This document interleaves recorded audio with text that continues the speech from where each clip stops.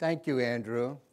I see a few former students and colleagues in the audience, and those who know me know, academics like to talk, and among academics, I'm known as a talker, and Andrew is trying to make up for that by giving me a few extra minutes. But I want to begin this today. I hope I hit the right button. I can't see anything. You say, does that do it? Yeah. I want to begin today by just saying what we all know. This is a 10-year review, but the main reason for review is not to determine blame and credit for what's happened, but rather to give us insights or lessons or views for the future. And that's the spirit of which I talked to you this morning about trust. Now, a well-functioning financial system is essential for growth and stability of the economy. That may be obvious, but at times we forget it. And I just make the blank statement that dichotomy is a myth. It's a fiction that only exists in textbooks. Inexorably, these two are linked together, and I don't think it does much good to try to unscramble them. So it's important what happens to the financial system. And financial innovation is the mechanism by which we improve our financial systems. And financial innovation is driven, in my view, by three factors: finance science, understanding how finance works, developing models and so forth; technology, computing and so forth; and third, and most important, need. If there isn't need, you can have all the technology that you want, it doesn't get done. And we certainly are in a time of need, so I'm not too worried about that. Now, the current direction, force for innovation, I would say, is what's called fintech, the major marriage of technology into finance. There are other things going on, of course. So when I refer to fintech, I'm just referring to financial innovation going forward, even though it's not all there, but it's an important one. Now, the thing that connects with the crisis, if we look at 2008 and on, I don't think I'm going to have to convince you that there was an enormous loss of trust by those who use the financial system, particularly if we distinguish between institutions and retail. We're retail. Institutions are sovereign wealth funds and so forth. That in the retail space, in financial services, there was a great loss of trust. Not only trust in the providers of services, but trust in the regulators of those services. Okay? And the implications of that are quite extensive. The ramifications are still being felt today. I want to refer to those as we look forward. Now, if there's three takeaways from my remarks this morning, I'm not going to tell you what's going to happen. I just want you to think about what could happen, and maybe this will jog you a little. First, it is not the case, the lesson from 2008-9 is it's not the case that financial crisis crushes or damages financial innovation. Certainly in 2008, Andrew mentioned narratives. In 2008, there was a great wave of statements, including one such as from a former chairman of the Fed, that there hasn't been a socially valuable or useful financial innovation since the ATM. I'll come back to that in a few seconds.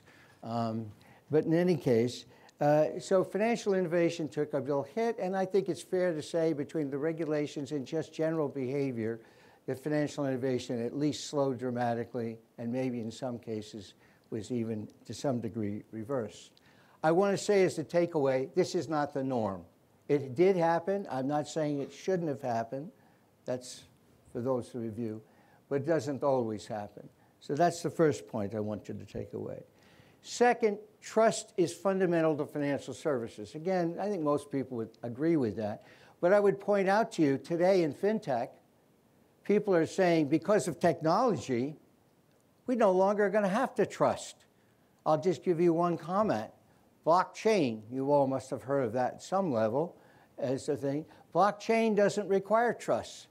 So we can, in essence, trust is an old idea, at least in many parts of finance, so perhaps not as important. I'm going to make the hope you'll walk away, I'm going to try to convince you, that technology by itself cannot create trust, and that the trust has to come from elsewhere. And the third point is, what will the restoration of trust, trust lost in financial innovation, trust lost in providers, trust lost in regulators, how will that restoration evolution that we will need affect the path of the development of financial services? There is a narrative out there, and I would suggest to you that's not the only one. And so it's not that I'm going to tell you which one, but I hope to give you a few ideas that might stimulate you to think about alternative paths of development to the standard narrative of what goes on. Okay, well, let me jump forward quickly because I do it. Let's deal with this issue of, does crisis always end up in crushing financial innovation? And I don't know why. Maybe today or tomorrow someone will explain to me. This is my problem, not anyone else's. But all the comparisons of 2008, 2009 have all seemed to be to the Great Depression. Now, surely, if you're thinking about major bank failures, I would agree. There's a connection. But if you look across other dimensions, I don't see a heck of a lot of combination. So I'm going to talk about one that's a little nearer, just briefly, the 1970s. I feel like that was just yesterday. I lived in it, but looking out at the crowd, some of you weren't even born then. All right. So what happened just briefly in the 1970s, starting in the US and then doing it? We heard about Bretton Woods. Bretton Woods disappeared. Suddenly currencies that we hadn't worried about for a generation in terms of risk were all over the place. What else? We had, of course, the oil crises. We had two of them. We didn't know we had to count them. What else we had? Double-digit inflation we hadn't seen since our Civil War. And, of course, with that, double-digit interest rates. There was no mortgage money because Reg Q capped interest rate at 5%. It doesn't take rocket science to say if I can get 10% from the U.S. government with a tax break, that's superior to 5% from a bank. So there was no money, and that hurt housing supremely. What else was going along with the 10% in inflation? 9% unemployment. Maybe not as high as the peak in 2008, 2009, but pretty darn high. And we would love to hear from the I'm going to wreck this thing if I don't get away from it. I'd love to hear the next day or so from those who really have thought about it. What would they have done as a hypothetical if in 2008, 2009 they were also facing 10% inflation? What policies would you have introduced to try to deal with the rest of the crisis? Pretty tricky. And you all know that was called stagflation. And I don't know, again, I'd love to know the answer, but when I called up a few people who I think I respect a great deal in macroeconomics, if we have stagflation again, do we know how to cure it? And I haven't seen anyone write the prescription. So let's hope it doesn't come back. All of this is by means of saying the 1970s are a pretty good candidate for a lot of financial shocks to the system. But let's look what happened in terms of innovation. It was probably one of the largest, certainly in modern times, explosion of financial innovation in the 70s going into the 80s. I've just listed them here. I'm not going through them all. You created insurance markets for financial assets, option markets, the currency markets to deal with all these different things. We had electronic exchanges, money market funds, indexing funds, ERISA. We redid our whole pension system. We got rid of negotiated commissions. By the way, I see some people taking pictures. These slides are available to you if you want them. If there's something you hear interesting, you can get them. We'll arrange it. So there was, negotiated commissions opened the door to the institutionalization of the stock market. And we created a national mortgage market. And I think it's fair, I believe, to say that we've not, since that time, had a period where there wasn't mortgage money in the United States. A little tighter at times, rates up and down, but there's never been anything like what happened in the 70s when money disappeared. And if that's the case, I'll stand corrected. Of course, for those who are bankers, we had the innovation called the interest rate swap, which overnight eliminated forever the risk, one of the biggest risks in bank, if not the biggest, of maturity mismatch when they're serving two types of clients, those who want floating short-term Depositors and those who, understandably, in double-digit inflation and interest rates, may want to lock in their interest rate costs. And banks doing that put themselves in an enormous situation of systematic risk to interest rates. That's not true again. It's gone forever anywhere in the world. Not bad for a simple concept contract, not easy to introduce.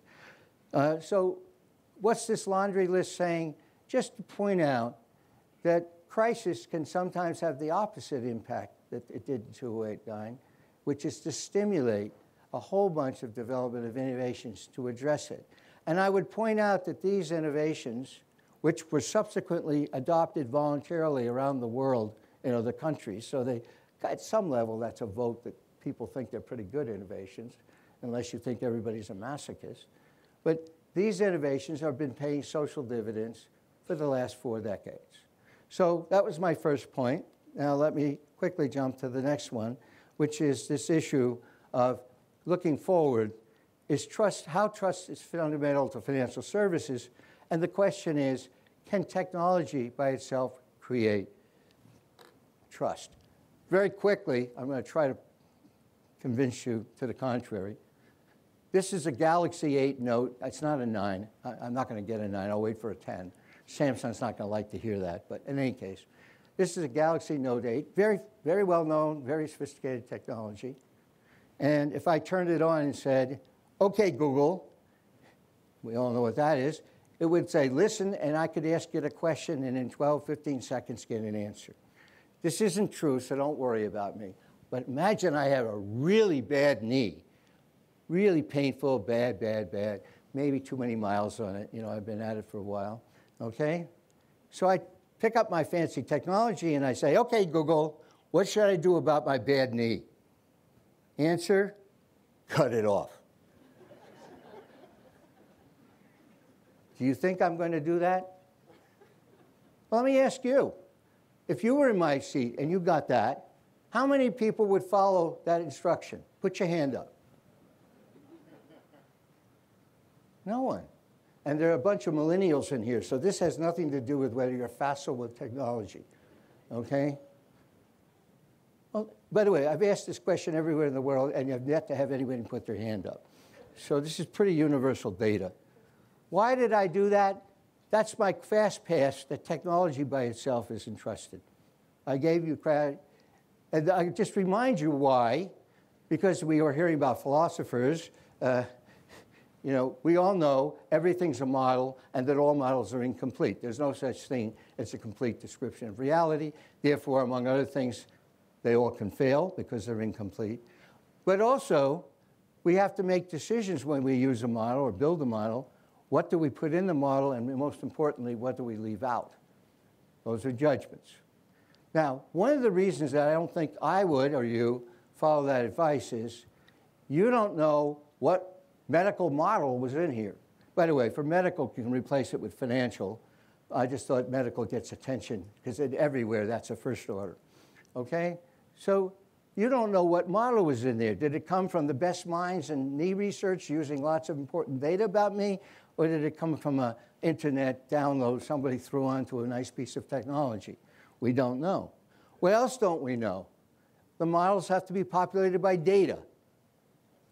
We don't know what data were used. We don't know if it was dirty data, biased data, or maybe no data at all. But even if we knew the model was good and the data were complete, what else do we need to know? What was the motivation for the builder of this model? Maybe it was a body parts company that was trying to collect supply, not to do the best thing for me. Those three things have to be satisfied to use technology. That's my message. And the implications of that for the development of the financial services industry is what I want to try to stimulate you to think about. Because if you accept it's just technology you need, you get, I believe, a very different answer than you will arrive at once you take account that there's more than one factor of production now. Not just technology, but technology and trust. Now, there are many parts of finance that don't need trust, as many other areas. Two things are substitutes for trust. Transparency. If two things are absolutely transparent, I can just compare them myself. I don't need to trust anything. I can see. If I really know they're transparently, that means they're identical. All I have to say is which one's cheaper. And I don't need to trust anything. What's the other way that you can get around having trust? I don't say creates trust as a substitute for trust. That's verification. So payment systems, Alipay and so forth, very few people, I had one person in one audience say that they were actually an advisor to Alipay and knew what was going on under the hood. But most everyone who uses Alipay or Apple Pay or Samsung Pay or any of the pays don't really know what's going on. They certainly don't know what the model is. They're not transparent. They're not transparent at all. So how do we get to use them?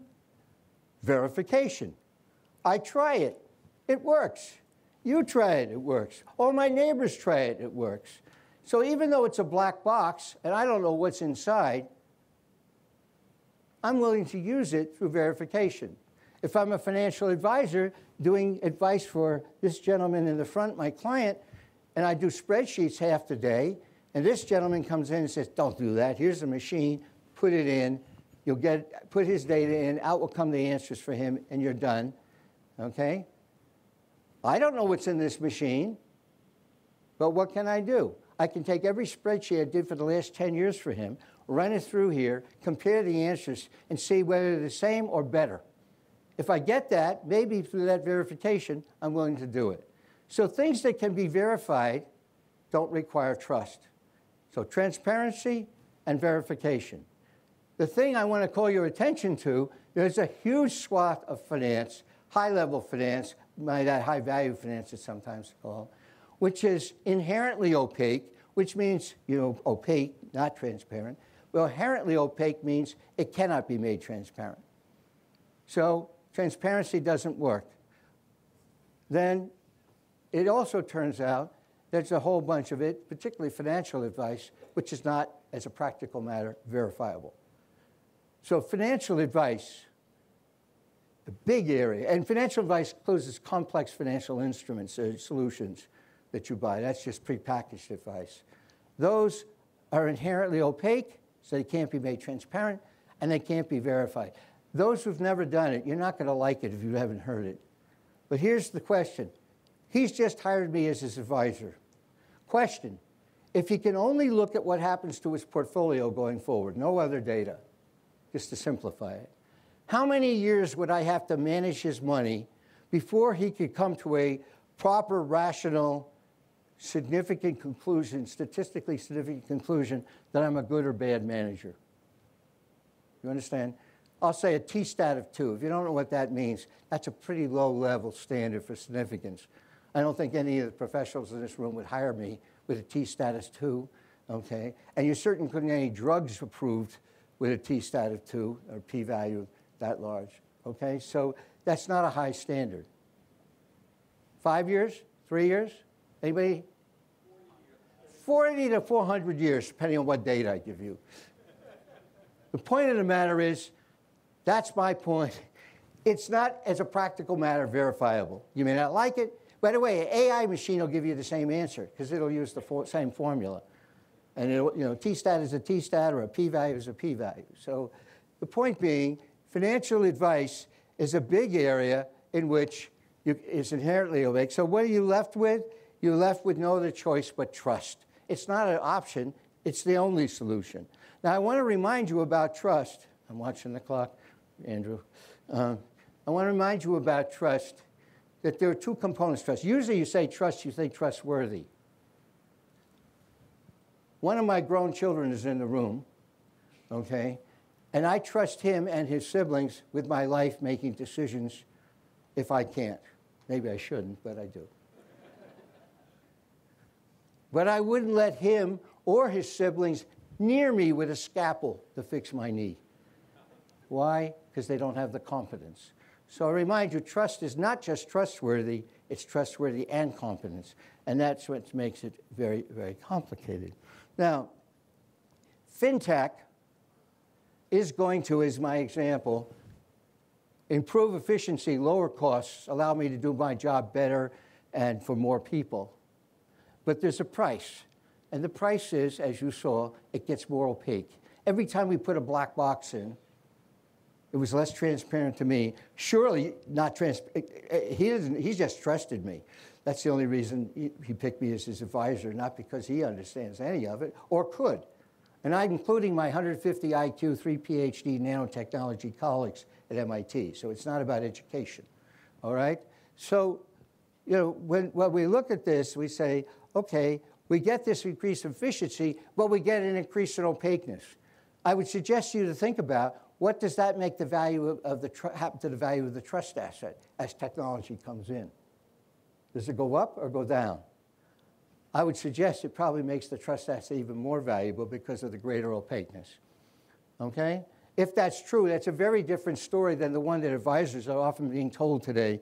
You better look for another job because technology is going to replace you and you're going to be out of it. In fact, if you have the trust asset, however you produce it, I'm not going into that. I mean, I'll give you some suggestions, but then, okay? But whoever has the trust asset, technology is going to make them better off. They're going to be more valuable. They're going to be able to do more.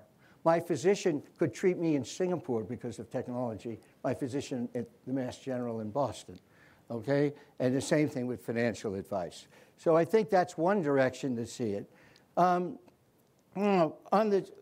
Do I have a few more minutes, Andrew? Yeah, okay. I have to show data. I mean, look, you can't trust this. People say, it's kind of a nebulous thing. How would you measure it? So I've got two pieces of data here, or two sets of data, that I just want to show you that might give you an indication that relates to the crisis. Remember, we started by saying the crisis, we lost trust. And we lost trust both in competence as well as trustworthiness. Trust with the providers, we lost it because I won't name which well-known bank, had 3 million accounts that nobody knew about, that they were taking money out. That's loss of trustworthiness. We know that there were senior managements of major institutions who didn't understand the risk in their own institution. That's incompetence. Among regulators, we know there was the notion of regulatory capture. I think that's self-statement of loss of trustworthiness. And then there's the question of whether the regulators had the resources and the knowledge to understand the complexity of those who they regulate. That's competence. So all the way through, we had that. Now, 2018, CFA Institute, two questions they asked about that were important. Disclosure of fees, how much does it cost to get services, and performance. How am I doing? Am I getting good performance? In terms of importance, the dark blue, retail's on the left, institutional on the right. Very important, both those. Very important to the institutions. But look at the satisfaction. Institutions are pretty satisfied with the financial services they're getting, at least according to the survey. Retail is not. That's, to my mind, at least suggests a bifurcation in the impact of trust. That it's not uniform across the services, but makes a big difference at retail. These are there. Now, last data on this is a trend. And for those of you, this is a hypothesis because I haven't done enough work. I'm showing you all the data. But maybe some student or maybe some faculty member who wants to do some research, if you can do a better job of it. And this is the following. Starting before the crisis in 2007, we look at the change in assets under management in mutual funds. This is all retail. So we're not talking about sovereign wealth funds or anything, just retail. Look at the flow, net flow of assets into index funds and ETFs, which are essentially index funds. That's the upper graph. The bottom graph is the flow into active investing. That's where people use models, advice, judgment, phone calls to everybody, wig boards, whatever, behavioral advance, data scraping, any kind of thing you want to try to be able to beat markets. Now, the way to think of indexing is it's a mechanical rule that's fully specified, there's no choice, and it's completely transparent because you can look at the portfolio and see if they're following the rule by the accounts, and you can look at the returns and see if they're doing the benchmark. So you can both verify as well as have transparency. Therefore, I would argue, since the custodian holds the assets so that the indexer can't run off with the money, you don't really need trust. Vanguard is a great company, but you don't need to trust Vanguard if you're holding their index funds, okay, for the most part. The bottom one active investing, by its nature, is inherently opaque. I can't make it transparent even if I wanted to, and most people don't want to because they'd be giving away their technology. So the reason I show this is not to talk about, can active and passive beat each other. That was an equilibrium in 2007. There were people in 2007 who believed indexing was best, and there were people in 2007 who thought active investing was best. The ones who thought indexing were best, when trust was lost, they didn't care. They didn't have to change their strategy because it wasn't based on trust. But the ones who believed in active investing had to trust. And if that was lost, it's not that they didn't think if they could trust someone that it can be done. It's just they can't find anyone to trust. Then what are you going to do? And my hypothesis is you look for the best you can do, subject to the constraint you don't trust. And I think you end up with indexing. Warren Buffett, who's hardly an advocate of passive investing for himself, has said that if his widow did it, she'd be pretty okay. So the point being, I think this is evidence, it could be, it's a hypothesis, that suggests how much trust has been lost in the retail area. This is after 8 years of bull market. Let's forget about the last few months, okay? So this is not people getting risk averse. This is a trend, and it's just enormous. $1 trillion swing each way, okay? And that's just in the US. So I hope that at least stimulates you to the idea of that trust is a pretty important thing as an empirical matter. Now, someone says, well, how are you going to instill trust? We kind of think, find good people who are trustworthy. Yeah, sure, that doesn't work too well institutionally. But there are business models, and many that have been developed, designed to engender trust, at least in the trustworthy aid. Fee-only financial advisors, independent financial advisors, who only take money from their client and will not take commissions, fees, Rolex watch gifts, or vacations for their family to the Caribbean, as a business model, not because they're, quote, good people. That's their business model. Why? It's all to get you to trust them without knowing them for 25 years or being a member of your family. So I'm trying to say there are business model designs to build trust. And I'm saying I think that's a great value thing to be considered. That's what I want to bring. Okay, what's the other? And I'm going to have to quit on this. Regulation. Regulation is there, in part, to create trust. We have an FDA for drugs. We do it with finance, okay? And the question is, how are we in the world of fintech going to restructure and do regulations so as to engender trust, but not to either lose the trust through incompetence or to stalemate the benefits of the technology? A challenge, but a challenge I believe in. The last picture here is a picture of financial innovation since the 12th century. And you don't have to look at the details. The picture tells you all. What is it showing you? How fast the compression of time over all its period with major innovations. And one, that's just to say, times from the past, don't use the historical time frames for how long it took to project to the future, because they aren't the same.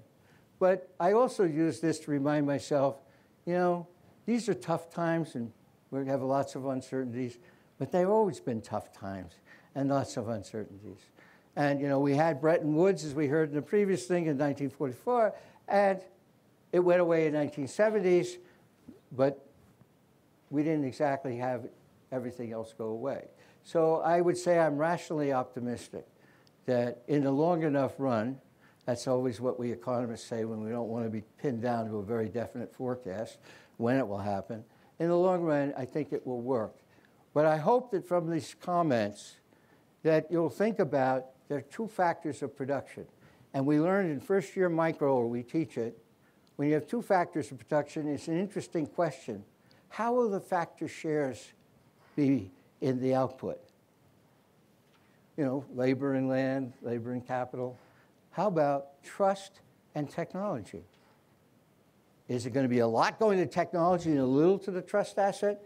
Or could it be the other way? I remind you, technology is a competitive industry. At least I think it is. If he's got a better mousetrap, the three behind you are trying to build a better mousetrap, and there are no real barriers to entry.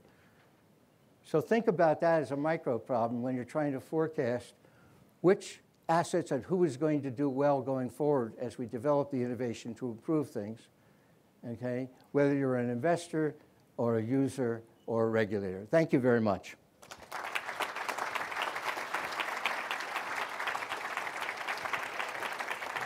Have a seat over there. I'm going to have you Q&A. Okay. I think we all agree that in Bob we trust and that he's got plenty of competence. So since both of our morning speakers were so good at keeping time, we actually have a little bit of extra time. So I'd like to ask Harold if you can come up and have a seat and maybe grab that microphone on your way up. And Bob, you already have your microphone, so you're all set. We have some time for the audience to ask questions of both of our speakers. So if you wouldn't mind, please raise your hand and identify yourself.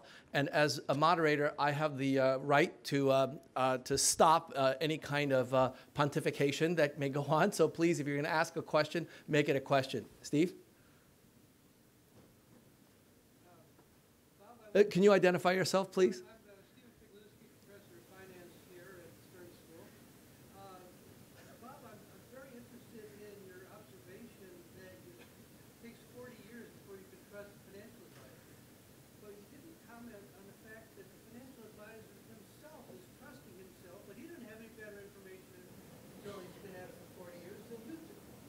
Right? So maybe this financial advice in particular is an industry where there is no possibility of trust like you're asking. Fair enough. I think we'll make this into we can make this into a real seminar. But let me just respond. I was very careful to say the restriction was the only thing that Peter could look at was his own portfolio data. Obviously, if I use benchmarks and a whole bunch of things, which is what's used in the real world, sophisticated people, and there are a bunch of them sitting here, I recognize them, can, with a lot of work, try to pick good managers, but people are paid millions of dollars a year to pick managers with good track records from the past who they think will go to be good managers in the future. And you see that the institutional side that does this seems pretty satisfied. So I think that there's at least some evidence to suggest that, yes, you can do better than 40 years, but it's hard to do. And in fact, when you do it, it requires a lot of knowledge and judgment, and clearly people disagree. So I'm saying that the message from this is you can't verify it the way you can a payment system, you know, that you do a payment and so forth. Do you understand? That's what I was trying to compare it to. I don't say it's impossible to get some estimates of verification, but I just wanted to get that across because people, I think most people who don't know think, gosh, after 5 years, I'm certainly going to know. And the answer is you're not close, okay? And that's the message, and that's the message you get out of an AI machine. Next. Let's see. Back there. I don't know if we can wait for the mic. It's coming to you. Thank you. Hi, I'm Mark Weatherly. I'm with Deloitte. I was at OMB during the crisis. I have a question. It was interesting you showed that graph and the difference between trust among institutional and retail investors. And I'm wondering if you have a view on the Consumer Financial Protection Bureau as to whether that is a way for retail investors to gain trust and whether it's been successful. That's just for me, I assume. Okay. I have lots of opinions. I haven't studied scientifically all the data and everything with respect to the consumer industry to give you a professional opinion. But what I will say is the following, and I did say, I think, regulation, however it's done, is an important component of the trust factor. And if it's done well, it's good. If it's not done well, it's not good, okay? But more importantly, I wanted to get across that contrary to what a lot of people think, which is either doing the right thing, doing the trusted thing, or making lots of money is a conflict. And sometimes it is. I'm trying to say it's a good business model if you've got value to add. Now, if you don't have value to add, that's different. But if you have value to add, I'm trying to convey to you, building a business model around trust to go with and be complemented by whatever regulatory agencies will do is, I think, the way that it has to be done, and it's important. I don't believe that a regulatory agency has enough information or power or resources to be a substitute for it being done in the provider sector with competition. Okay, over here.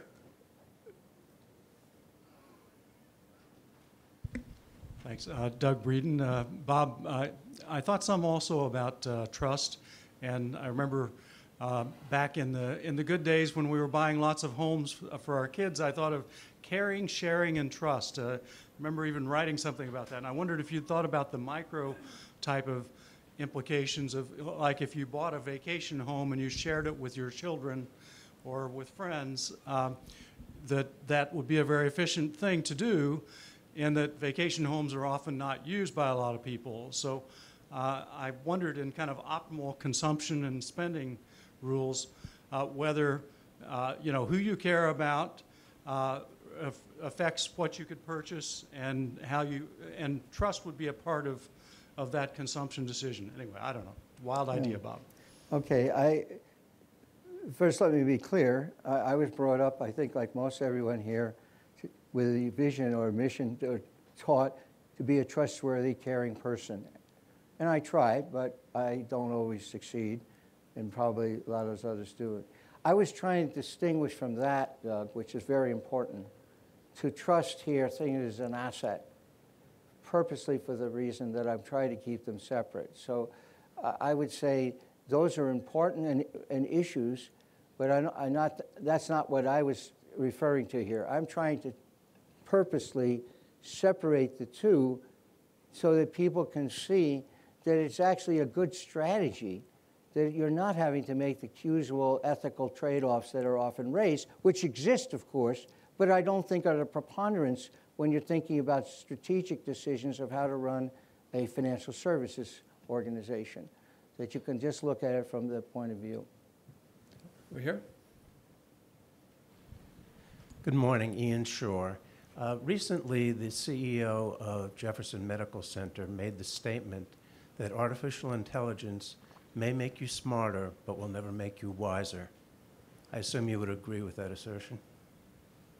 Well, yes. And in fact, I have a colleague, a business colleague who I have great respect for, who says AI should not be called artificial intelligence, but assisted intelligence, as a means of conveying that in one way or another, human beings are essential. In one remark that I put up there about models, I was trying to take a shorthand to say you can't get around the fact that a good model for a particular application is fundamentally dependent on the assumptions you make, the abstractions and the things you leave in and out. Watson and Crick made abstractions that ended up being DNA. Linus Pauling made different ones. Linus Pauling only had one Nobel Prize at the time, ended up with two, but not for what we call DNA. Okay, so they made the right abstractions.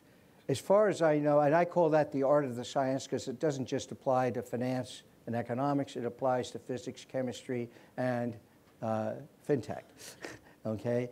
That we can't get around that. And that part of it is where it's extremely difficult to find an AI that I know of, or anybody even developed, that's remotely close to doing those kinds of abstractions. Data scraping will certainly not do it for you alone.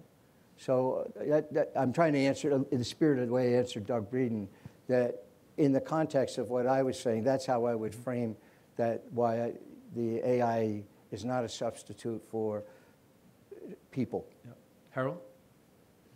Yeah, this is on.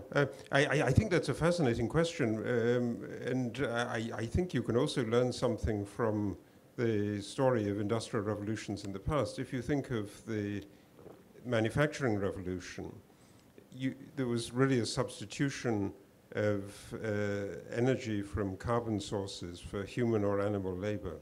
And as a result of that, people got healthier, but weaker. So you didn't need the kind of muscle that you needed in the pre-industrial world, but improved health levels. And I think you can have an exact analogy from that to the world of AI, in the sense that a lot of operations that we used to do and we used to enjoy, driving on a road somewhere and finding the right way, we don't have to think about anymore. And collectively, I think that actually has the big possibility of making us stupider rather than smarter. And you see it in, I think, many, many areas. And maybe you shouldn't undersell what AI is going to do to medical diagnostics also. I mean, I think, the medical diagnoses will be more sophisticated than cutting your knee off. So Yes. Harold, to follow up on that, you use the analogy that, winter's coming. What is the equivalent of dragon glass that's going to allow us to defeat the White Walkers? What happens in the vast expanse of history that has shown how this deglobalization trend ultimately gets reversed? I think, first of all, there is a fundamental cooperative impulse. And people are also capable of learning by looking at bad outcomes. But unfortunately, one of the things I think is that it's very, very difficult to get people to respond to challenges that they haven't personally experienced. And so, the further you are from these catastrophic events like the world wars, the more difficult it is to believe that something like that can happen again.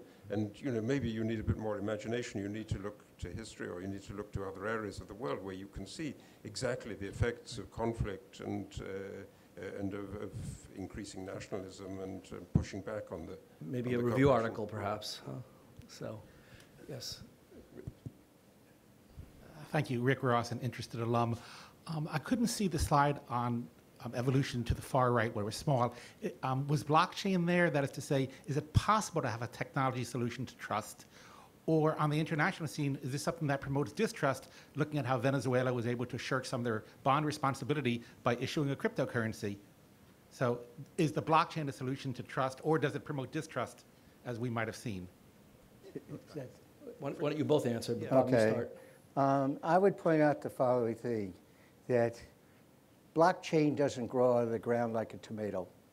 And it's not gold, meaning I can subject it to well-accepted experiments that will tell you it's gold. Okay? Blockchain is an idea. And then eventually, if I came to you and say, I have a blockchain solution, how do you know, one, whether it was a good version of blockchain, the model was programmed and designed was a good one, the best that there is, or a crummy one? How do you know what data is used? And how do you know whether I put a trap door that after all your money is in there, I can open it and empty it? That's trustworthiness. In practical terms, since I want to give you right the moment, Ripple, I'm just not plugging any one of them, found out the blockchain is so bloody slow, it couldn't do it. So it had to put a referee in. Instead of going all the way back to the beginning of time for every transaction, it said, well, we'll just go back far enough and we'll have a referee who says it's okay. That's trust. Now, how you create trust is one thing. What I'm saying is the idea that blockchain doesn't require trust implicitly assumes that you're assuming the model, the data, and the motivation of what built this thing are all okay. And that's what I'm calling into question. And that's the reason I think you all didn't put your hand up, is just to finish, had I gone to my hospital with the doctor I do trust and gone to a second one for a second opinion, if they all told me that if I wanted to be around in a year, I'm going to have to lose my knee, I would do it. So it's not that I wouldn't do it. I would do it if I had the trust, however it's created. And that's the element. I don't think you can get around that, but maybe someone can show me the mechanism. Harold? Yeah, I think there is a kind of wish to trust technology, and so it's exactly that pushes, at the moment when you have a big innovation with all kinds of potentially really good uses like blockchain technology, but it pushes also, because there's a naive trust in technology, it pushes, for instance, in your case, exactly pariah states to want to use this, and they see it if there's a kind of alternative to the existing system. And so if you if you look where the blockchain discussion is particularly active, in Belarus, enormous amounts of activity in blockchain, in Venezuela, that it's exactly there that it's taking place. Yeah, can I just add? Yes, Bob. I just want to be very clear. I'm not opposed to using blockchain technology. I think it has great possibilities. I'm just saying it can't satisfy that objective. That's the thing. I don't want to be sound as I'm anti any of this. I've been doing fintech for 50 years. Anyway, go ahead. I think we have time for one last question. Back there.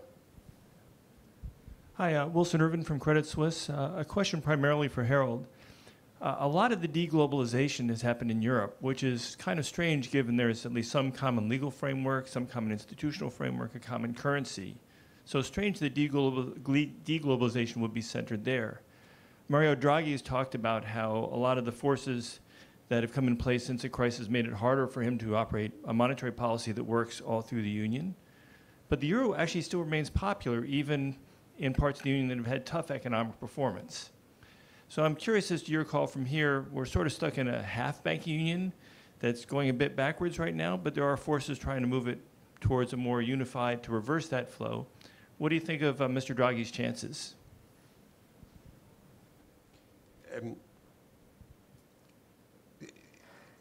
The story about the deglobalization of European finance was really a story of the very, very early stages of the financial crisis, so an immediate reaction to 2008.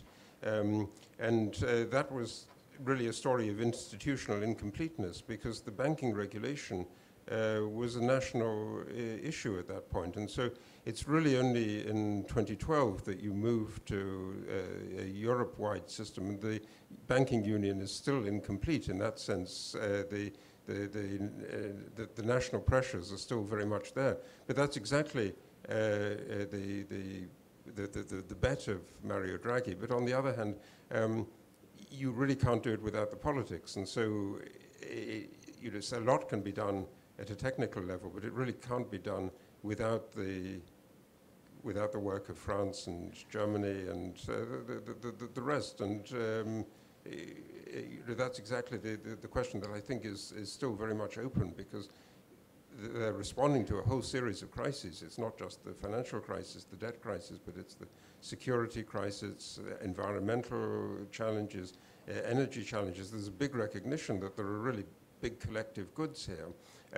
But it's incredibly difficult to get this stuff to organize, and so that's the challenge for the future. But it's a political one rather than, I think, simply a technical one. Okay, well, unfortunately, we are out of time, so please join me in thanking our morning speakers.